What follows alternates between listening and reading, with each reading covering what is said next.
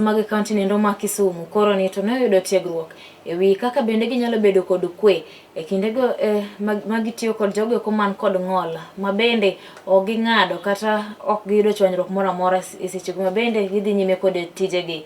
Tiegruok ma kamano nosir kanyo kod tend kaonti no kama bende koro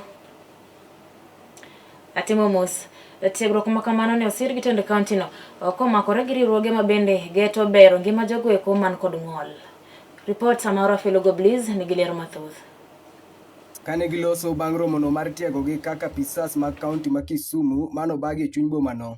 Nicholas Abong man jatend Apisas go okoni en okang' malong'o mar tiego gi ewi kaka ginyalo dak makare kod jogo mani kod ng'ol e kindgi ka gisingo mar keto lwasi makare ne oganda duto e kaonti no. As the head of inspectorate, we are champions on disability, champions to ensure that people living with disability are safe and secure in our town.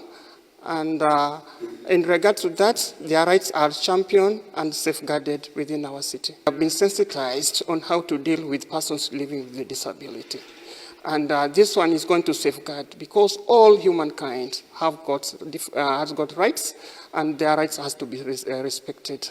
Kindego bende gikwayo ng'ata ng'ata machichni ratiche irocho kod apisas maggi mondo gol report e apisigi. And any person who feel or aggrieved by our officers are welcome to report our offices and they will be addressed accordingly.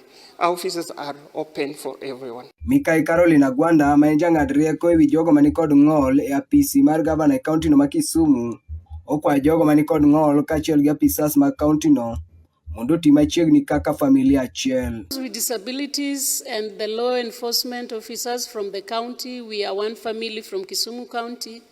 We work together to make Kisumu a better place for all. Feel free as persons with disabilities to engage the inspectorate.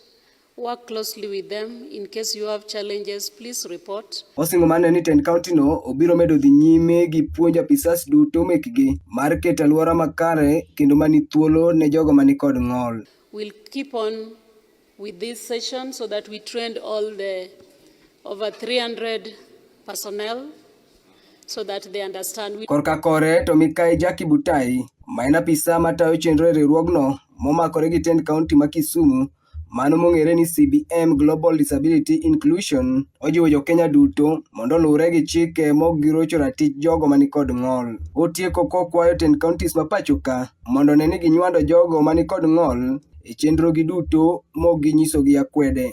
I think the most important thing to note is that it is important that everyone is aware about persons with disabilities because they exist in our communities, but also how to uphold their rights because there are instances where there have been violations of the rights of persons with disabilities. We also would like to just notify the county that persons with disabilities also are usually left behind in some of these development processes that the county does. So as they do their work, they need to be aware of the unique needs of persons with disabilities. Filogo Bliss, Kisumu County, Kala TV.